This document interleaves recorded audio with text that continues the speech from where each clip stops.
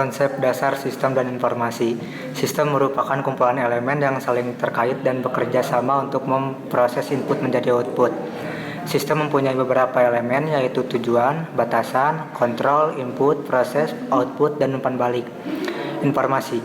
Informasi merupakan kumpulan data yang diolah menjadi lebih berguna bagi penerima. Informasi dikatakan berkualitas jika informasinya relevan, akurat, dan tepat waktu. Sistem informasi merupakan kumpulan dari perangkat keras dan lunak serta manusia.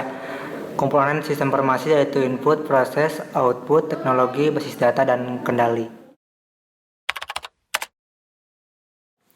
Organisasi merupakan sistem yang saling mempengaruhi dan saling bekerja sama antara orang yang satu dengan orang yang lain dalam suatu kelompok untuk mencapai suatu tujuan tertentu yang telah disepakati. Kemudian ada yang disebut dengan unsur-unsur organisasi, yaitu merupakan elemen-elemen yang saling terkait satu dengan yang lain. Unsur-unsur tersebut adalah yang pertama adanya orang, kemudian tujuan, posisi, pekerjaan, teknologi, struktur, dan juga lingkungan luar. Kemudian ada yang disebut dengan prinsip-prinsip organisasi, yaitu adalah nilai yang digunakan sebagai landasan kerja bagi setiap orang yang ada dalam organisasi tersebut. Prinsip tersebut meliputi tujuan organisasi yang jelas, tugas yang dilakukan harus jelas, pembagian tugas yang adil, penempatan posisi yang tepat, dan juga adanya koordinasi dan integrasi. Kemudian apa sih yang disebut dengan sistem informasi manajemen? Yaitu adalah teknik pengelolaan informasi dalam suatu organisasi atau yang disebut dengan SIM. SIM ini mempunyai peranan yang sangat penting di dalam organisasi karena sangat mempengaruhi terhadap maju mundurnya sebuah organisasi. Untuk saat ini, penerapan SIM pasti akan melibatkan penggunaan komputer untuk membantu mengolah data menjadi informasi yang dibutuhkan. Pengembangan sistem informasi. Pengembangan sistem informasi yang direalisasikan dengan bantuan komputer melalui suatu tahapan yang disebut dengan sistem analisis dan desain. Yang dimaksud dengan sistem analisis dan desain adalah peningkatan kinerja suatu organisasi dengan tujuan perbaikan prosedur-prosedur dan metode yang lebih baik. Sistem desain merencanakan suatu sistem baru untuk menggantikan dengan sistem usaha lama.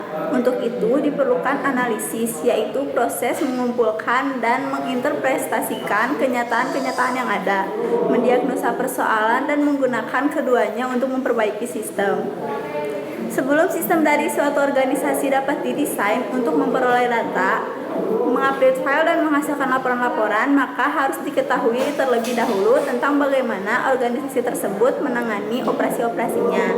Misalnya, formulir apa saja yang digunakan untuk menyimpan informasi secara manual, seperti order penjualan, faktur-faktur, dan lain-lain. Lalu ada teknik memperoleh informasi. Yang pertama ada pengumpulan data primer atau data utama, yaitu memerlukan interaksi langsung dengan user. Sementara data-data sekunder dapat dikumpulkan dari sumber-sumber yang ada. Lalu ada pengumpulan data di lapangan. Itu dapat dilakukan dengan metode observasi atau survei. Lalu ada pengumpulan data di laboratorium.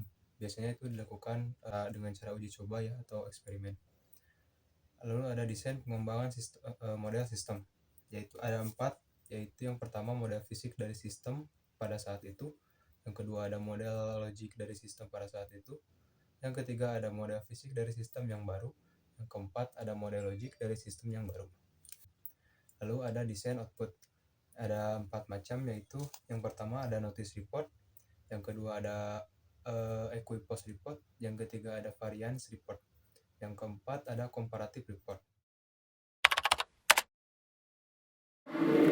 Desain sistem adalah suatu fase di mana diperlukan suatu keahlian perancangan untuk elemen-elemen komputer yang akan menggunakan sistem baru. Ada 2 hal yang perlu diperhatikan dalam desain sistem, yaitu pemilihan peralatan dan program komputer untuk sistem yang baru. Ada beberapa alat bantu yang digunakan dalam desain sistem, yaitu DFD, Data Flow Diagram, kamus data, data dictionary, diagram konteks diagram, daftar kejadian, event list, dan spesifikasi proses specification. Nah, apa sih database? Database atau basis data adalah sekumpulan data yang saling berelasi. Nah, untuk mengelola database tersebut diperlukan yang namanya DBMS.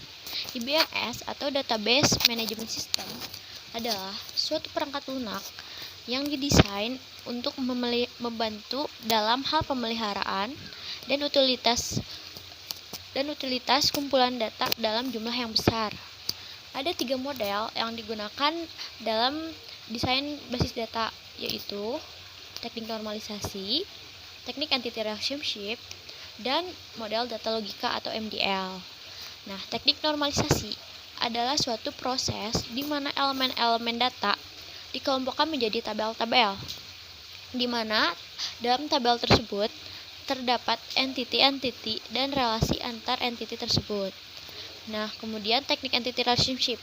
Teknik entity relationship digunakan untuk mengembangkan inisial dari desain basis data. Nah, kemudian model data logika atau MDL digunakan untuk menjelaskan struktur informasi dan aturan-aturan sebagai masukan.